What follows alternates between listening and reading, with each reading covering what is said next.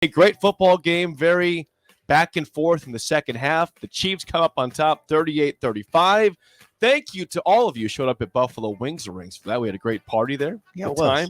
You guys were there also for a little bit, fun. starting Absolutely. off the It game. was outstanding. It was fun. So- Got to see Brad from the Baldwin Shop. You got Roger. You get Rogers onion rings also. Roger. Yeah, there was a situation with Roger. Roger's there, great guy from Fremont. He was what a couple things that are interesting with Roger was he was there at Wings and Rings, but he was having a Super Bowl party at his house. There was a party at his house. At his house, he He left. left at halftime to go He to comes to the his own party. He said it was huge. There's like 40 people there, a live band, all kinds of stuff, and he was at Wings and Rings. But Was there a live band? I was just talking to him. I said, boy, that's a nice looking batch of onion rings. He goes, thank you. If you want to have one, have one. So I had one. Sipple took that as open buffet. And he rifled down like 6 of Roger's onion rings from 4 to 6. and it wasn't the small one. Onion rings, you get the little one. These are the big. These were ones that each onion ring took 4 bites to finish, and he did 6. Roger's face was just like, oh my god. No, it wasn't. Oh my god. No. 100%. You were there, Jake. You don't get creative Roger, I'm telling you, license all the I was time. there, yeah. You're just taking advantage of your creations. I had 4, first of all, not 6. How many rings are on the plate to begin with? There This was 8. question. There was 8 onion rings. I had one. He had Creative 4. license right now. No, he's Roger's taking like, advantage. That's great. Jake, he's taking advantage of his creative Yeah. license. There was probably 12. It was open buffet. It was. because Bill had one. I had one. Oh, thank you. He put one in his pocket when he left. All right. I hope it tastes good. It was a great gathering. It was a great day. The game was memorable. Yes. Memorable for good reasons and bad. It was really back and forth. The game seemed really short to me. Like it was so gripping that some Super Bowls drag on and on and on. Yes, like the Patriots Rams was 13-3 a couple years ago. That was a horrible game. Boring. This was not boring. No, it was never boring. The halftime show, I'll get to the halftime show later. I have some thoughts on Rihanna and that whole the Teletubbies was interesting. But we'll do that after we get to the pure football stuff. It was hail to the victors, the Chiefs, right? I bet there's quite a celebration right down I-29 from us. The party has not stopped, I'm sure. In I bet it Power and hasn't. Light District in Kansas City, I bet. Westport, all those good areas. Are they? I bet it's a little muted though Why is that? because of the call. It's not muted in Kansas City. Yeah. No way. I heard a Hey, Kansas City win Chiefs is a fan. win. I heard a Kansas City Chiefs fan on the radio this morning say that call marred the win. No, I don't think that Chiefs fans feel that way because Well, I heard James- a Chiefs fan James say it. Bradbury even said post game he held them. So do you have That's- when you have the guy I'm that actually glad- committed the foul say it? Listen, that's big of him, and he manned up. But that was a terrible call, and you know it. You know that was a terrible. So we're call. talking about 3rd and 8 at the 15-yard line. Chiefs tied at 35. Eagles have 1 timeout left. So if this ball is incomplete or it's inside, if it's still 4th down, they can stop the clock, get the ball back with about a minute and a half to go. Right. There's a hold call on James Bradbury going against, I forget who the receiver Guy's was. going out on a route. His arm touches his back. Now he says he tugged the jersey. I didn't even see him tug. He the tugged There was it. a tug. There was a tug. There was a tug. There was a tug. Okay. There was a tug. Definitely was a tug. You don't call that though. You don't call that. That's a bad call. We have an officiating problem in this country. We do, and it's almost appropriate that this happened because China's an issue. Officiating is an issue. All right. Everyone would have liked to have seen a no call there or not a penalty. I'm saying no call, penalty. Everyone to see, can they make this field goal? Can the Eagles get the ball back? Let's see what happens. No one wanted to see it end the way on an epic game. Yes. I mean, at one point in time, I'm going, hey, look at the score, 35-35 late in the 4th. I'm like, this is unreal, especially when at one point in time it looks as if the Eagles might just take them off the field. Up 10 at halftime, 24-14. 10, quarterbacks hurt, and the number of plays is like 40-20 at that time. Mm-hmm. It was just a huge difference. But on the play, there's 2 things. One that does bother me a lot when people say, and I'm not saying pointing fingers at you, Sipple, when people say at that point in the game you can't do that. It's either a penalty or it's not. I don't care about the point of the game. It wasn't a penalty. But that was brought up Just several makes it times. worse. It just makes it It worse. was brought up several times. Like at this point in time of the game, you can't make that call. If it's a penalty, it's a penalty. If it's not, it's not. It's not. You can't adjust to be able to do it. And so I would like to see it not call. the one thing that did jump out to me was, in general, when you feel you've been held as a wide receiver, you're usually flailing, throwing your hands up, pulling the flag. He didn't flail. You watch the receiver. He did not really think he was held the way he acted. The corner did think he held him. You could tell right when the play was over, he's like, "Oh God!" You can see him turn around and look. And then after the game, he's like, "I held him." Yeah, he did say that. I don't understand why you doing that. I don't. He's trying to take accountability, right? Even though it was a questionable call. Hey, I admire accountability by I'm not James even Bradbury. sure that's a questionable call. I don't. There was a tug. There was a tug on the jersey. There was a tug and there was contact. Now, it was not egregious as what the problem was here. Compared to the things that happen downfield in the NFL on virtually every play, that's what you throw a flag on. See, it calls into there's a lot of questions that arise in your mind, and it mars the win. It absolutely mars the win, mars the whole game. For Chiefs fans, it does. It mars the whole game. It does. But just call it what it is. I mean, I don't think it mars it to that extent. No, I'd like to see it different at the end. No, it doesn't. Don't see it that way. And you came in just trying to create a controversy. This is kind of one of those things where it's like all of a sudden, it's all right. No, I'm not trying to create a controversy. This is not contrived. And they got to call back because the come on, don't try to mitigate it. I'm serious right now. There was a horrible missed call on a pass interference on a third down in the second quarter. They completely turned the guy on the dig route over the middle, and they didn't get called. That was a blatant. They even turned him, and so I appreciate you're trying to mitigate an all-time bad call that will be talked about for the rest of time. But that's what that was. Okay, mitigate it all you want. Here to me, changed the tenor of the last part of the game. The problem with the hold here is I don't think it really affected the timing of the play that much, right? It wasn't like late the play where it was the throw was over his head. And that was, he got away from contact after the hold had happened. So I don't think it really affected the throw. Right. And that's the problem here is that the hold was so early on in the play where that you're saying, okay, it wasn't pass interference where it's egregious. It was before he had his release to go for the score and it was over his head. That's where the problem is at with people who are mad about that play. Sure. Call, or of course. They should penalty there. Yeah. All right. We don't even talk about it anymore, but officiating. But just so you know, the guy, the player who committed, got called for the foul. I heard it. After the game says 100%, I held him. Yeah. So that's a little bit harder, Sip, to say it was the most egregious call in the history of the NFL. Well, the guy that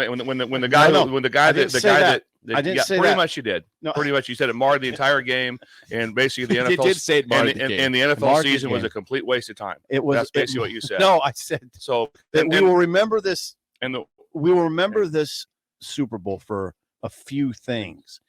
That's number one or number two. Okay, it will be remembered, but the person who committed it admitted it. Yeah, that's hard to say. Was that's like, oh my God, that didn't happen. So you're suggesting the call was okay? Really? No. Yeah, I wish it wouldn't have been, but yeah. Your MVP for the game, Patrick Mahomes, 21-27, 182 through the air, 3 touchdowns, no sacks. We talked about before this game how the Eagles had 3 guys on their defensive line that all have 10+ sacks. The Eagles never sacked Patrick Mahomes one time. Didn't get to him. Didn't get to him. God, he had that late scramble not once where you could see that. I think he was in. There was a lot of pain. 26-yard run on that scramble that got him into field goal range, and they took it from there. You see that too. He got up. He was like, "Oh God, that hurts." Yeah, it's almost like he's unbelievable. Yeah, they were able to stay out of a lot of third and bad situations. So he was able to throw the football off because they ran the ball. They ran the ball pretty well, and they were able to do play action, and they also had a lot of chips. If you watch them in protection, Pacheco. They had a lot of chips in their blocking scheme to give them a chance to get the ball down the field on the routes that they wanted to be able to get through. We have a text from Phil I want to address here. 402-464-5685. Phil says, is this Punxsutawney? I don't think so. Regular Phil. Okay. Phil says, when did Sip turn into king of drama? Quote, it marred the entire game. How about the Eagles defense completely faltering in the second half in general? Yeah, that didn't. That didn't matter, Sip. Just that last call, buddy. That didn't matter. No. That's what it was. They gave up. You're going to do this thing. The Chiefs scored every series. Don't take the high road on this. Don't take the high road. That's always the worst thing to do. I've been told that by my parents right away. Whatever you do, don't take the high road. So I said, be that guy. Do not take the high road on this. It's okay to take the low road. But you would agree that the secondary was bad the whole second half for the Eagles. The defense, the defense fell apart in the second half. I give the Chiefs a lot of credit. I give Andy Reid a lot of credit. Those 2 touchdown plays in the red zone where they feigned motion. I mean, the guy go in motion for 4 steps, stop, and then peel out. That's brilliance. That's play calling brilliance. It happened twice. Number 19 caught one. I think it was number 19 caught one. And then the other guy on the other side caught one. They feign a guy. Yep, you're right. He takes a few steps in motion, then peels off. It's brilliant. They had some easy scores. Oh, they were walk-ins. They had 2 guys. They had 2 walk-in scores. That's great play calling. And Andy Reid was a master. I tend to say that the Eagles didn't falter as much as Reid's brilliance and Mahomes' brilliance came through. It was Sky Moore and Kadarius Toney on 2 short catches where nobody was in the area. Just brilliant play calls. You're right. The first one was particularly brilliant because it looked. I mean, who was the Kadarius? Kadarius Toney. Then he had the long punt return later on in the game too. Kadarius Toney sold it really well. It looked like he was going in motion the whole way. He really sold it. I mean, he dug in like he was going all across the field. Stop, peeled out. Yeah, that was a great route. You have to address on that. It looked like he was going in motion. Yeah. He was going in motion. He did go in motion. The whole idea was how fast he sold it. They didn't get his shoulders back. He went in motion, but very hard. He sold it hard off of that, and then built it. And what it caused was major eye violations by the Eagles. So they were eye violations. And so that when they lost their eyes on what they thought was going to happen, and they were able to wheel back out of it. They were trying to do the same thing on your play, Sipple. The difference was Toney and Moore, right? Was that the Sky Moore? Sky Moore, the 2 guys that scored. Yeah, those guys have more initial twitch, and so those guys could sell it harder. On the one, I believe, was Juju Smith-Schuster, right? Yeah. On the one on the PI. Yeah. That's not his game as much. That's why on the whip route that he ran, there wasn't the separation. Plus, and also on that one, there was 0 eye violations. They were lined up on the right people, and there was no confusion on who had who. And there was a little bit of a difference. Well, I think also on the first one to Toney, I think about, like you said, Sip, that he was in motion. He came back quickly. There's so much attention, as there should be, every time in the red zone on Travis Kelce. Because Travis Kelce is the go-to star. Good point. We all know he's the star of the Chiefs. And there was guys everywhere. As you said, eye violations. They were all on Travis Kelce. Yep. So when Toney comes back, it's an easy play, touchdown, because you think they're going to look at Kelce almost every time in the red zone. Yep. And he scored the first touchdown. But then, with Sky Moore and Toney get easy scores because it's always, where's Kelce? Where's he at? Yeah, Reid is. Reid does a lot of that. He creates a lot of eye violations. He does. There's a lot of motions and different things, orbit motions. Then they did that one thing where they did a ring around the rosy. Did it again. Didn't work. And my first thought on that was like, okay, that's a hard one to take. That was a bad looking play. He threw it out of the end zone. Yeah, it was a bad looking nothing play. there. Yeah, but number 73 was in the middle, and they were doing a ring around the rosy. Yep. Yeah. They did that against the Raiders in the last game of the regular season. It was fun, though. Too. I liked super fun. Yeah, it was fun. He outcoached him. Yes, Andy Reid outcoached him. Yeah, period. But I think that Sirianni had a bad game. I mean, the Eagles played a good football game. The fact so it looked bad. The Chiefs go up by 1, and then they have the punt return down to the 5-yard line, and they go up by 8, and the Eagles bounce right back with a beautiful drive and an awesome 2-point conversion by Jalen Hurts. Yeah. I'm not even sure he got in. He stuck at the 1, big. and he just said, I'm getting in. He's a tough dude. He's a big, tough runner. So they come back with a great drive, 35 all. Yeah, and then, 35 all. Then what happens? Then the Chiefs go down and they have the drive. Right. But I'm saying, if you're an Eagles fan, it sucks to lose. But a question's been, is Jalen Hurts Super Bowl ready? This guy had an elite year, came out of nowhere to become. I mean, he was good last year, but he became great this year for the Eagles. He did. And was he ready for the big game? Yes, he was. He was. He had a bad fumble that was returned for a touchdown. But beyond that, he made some great throws with some tight windows to Goddard. I mean, on the sideline, just an incredible throw there in double coverage on 3rd and 15, I think. But he had some really, really, really good throws. If he would have got the ball back, if he would have got the ball back with 1:30 left, he would have got interesting. Thank you. It'd have been fun. It'd have been. Everyone wanted to see that. Exactly. Everyone wanted to see the ball back in his hands. Because they had a great chance. Great chance. And they were robbed of that. They were robbed of that. And there's nothing more fun than overtime. Right. Everyone wants overtime. Overtime in Super Bowl would be overtime epic. in a great game. If it's 10-0, I don't want overtime. I still do. I always want overtime. 100%. I want overtime every game. Yeah. every game. I mean, Jalen Hurts, here's his stats. He was 27 to 38, 304, 1 touchdown, no picks, 2 sacks just for 2 yards. And he had 15 carries for 70 yards and 3 touchdowns rushing the football. Nice. It's a great game. Because he's got great legs. It was a tremendous game. It was one of the more memorable Super Bowls. One of the things that you always like, the little things you may not even remember of how a game can change on such little things is that prior to Hurts' fumble, okay? Prior to Hurts' fumble. It's third and inches, and they can't stop him on the sneak. Yeah, they can't. And their guard jumps off sides. That's right. They're going to have a first down at the 50-yard line. Right. Their ball's moving in their possession. He jumps off sides. They have to change their entire scheme. The next play, he just drops the ball. Yeah. And all of a sudden, everything flips. Oh, man. Just think, they're not going to stop him on third and inches. Yeah, they're not. They don't. That's the little stuff where you go, oh, my God. People don't talk about the one play. It's like, imagine if he doesn't jump and they get the first down. Yep. Yeah. It's first down at the 50, like that. Or if not, they don't get another yard, they're going to get the ball back at the 10 and have to go 90 yards on him, not a walk-in.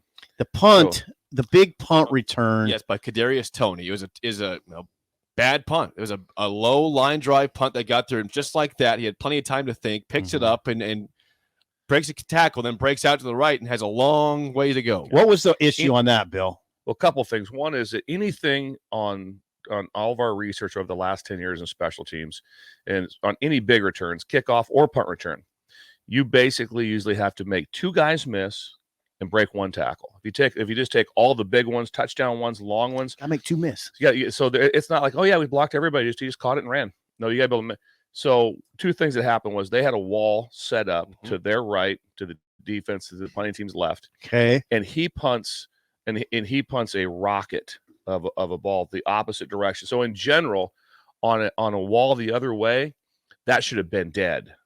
But it was just such a line drive. You should never be able to get back to the wall. Rocket. It's like it's right away. You're going. So like, you mean bad rocket? Bad rocket. Yeah, bad low rocket. I mean, I bet the hang time was like 2 seconds. It was unbelievable. But what the first thing? What did he do? Made a guy miss at the point. There was someone there to make the tackle, and then they got completely stacked up with their whole group. So once he made the miss and then he gave ground, sometimes you always say the term give ground to gain ground. He gave some ground to get back around, and then it was set up. Yeah. Also, great job by the Chiefs being clean as far as like that. No penalties, no blocks, no blocks. How many times you see that? So on that play, I would imagine it was a 65-yard return, and where it was, I'll bet he ran about 100 yards. From where he caught the ball and had to go sideways. I bet it was about 100-yard run, and he was really good at about the 20, 25-yard line. He idled it down to let someone get back up. Did. Instead of just, I mean, he got every inch of it that he could possibly You're get right. out of that play. So that was just he idled it down. That was a that would be the car didn't die, though. You know what he did early, though? Right. That's what he did early. Came out with that. He might have even said that. He might have said that. If we talk, wouldn't be bad to get him on the phone. He made the move, but it was just and then also I have to go back and see it again. But I'm almost sure that to the right, the coverage guy, the gunner we call him, like that. It looked like he took a hard inside release to his left, which is if they were going right, you have a call there, which the ball's going. Generally, he wouldn't have made that release. Okay. And so that was a little odd. I'd have to try to see it again through a coach's copy to see what happens. What people don't know in the NFL too is that the protection team cannot leave to go down the field until the ball's punted. In college ball, you can leave whenever you want. You can get out and go. Yeah. And so it's a retreating protection. Everyone is in the same. Which makes you get so much more repetition. You generally defend one punt formation 99% of the time. 2 wings, 2 gunners. Is that right? It's all the same. In college, I think last year at Nebraska, I think we saw like 39 different punt formations. Whoa! You'll see every kind of punt formation. So NFL, no, they line up the same way. They line up the same way. So there's a lot of different things so there's a lot of reps that go with it. But again, the line drive punt is what did it. And then he made boss. Longest punt return in Super Bowl history. Never been a touchdown. Nope, never touchdown. So that was the longest, 65 yards. One more time on the name. That was Kadarius Toney, who is a midseason addition from the Giants. Is that right? Yes. Yeah. So Sip Boss had not punted for a while because he'd been hurt. Came in and hurt him bad. Now, to his credit, he did try to go blow up the tack. He did. Yeah, he made an effort. He got over there. He got hammered on a block, too. But that is where you'd rather have a control ball. Yeah. With just good hang time. Yeah. And I don't get a great net, but hey, it's 39 yards with hang time. Killed him. And then also, if they make the tackle, no one's ever, it wouldn't have been a big deal. Like, oh, made the tackle and on the commercial break and we just keep going. No, yeah. But he made a guy miss. And that's what got the whole thing started for him to give them their chance. And they had a great plan for it. See, the interesting thing, just to reiterate about the game was for most of the game, just resetting here, Jake. Okay. You thought Eagles are in control. Well, at halftime, up by 10, they looked like the better football team. Yeah. And then halftime happens, halftime adjustments happen, and the Chiefs made some good ones. Scored every time they had the ball.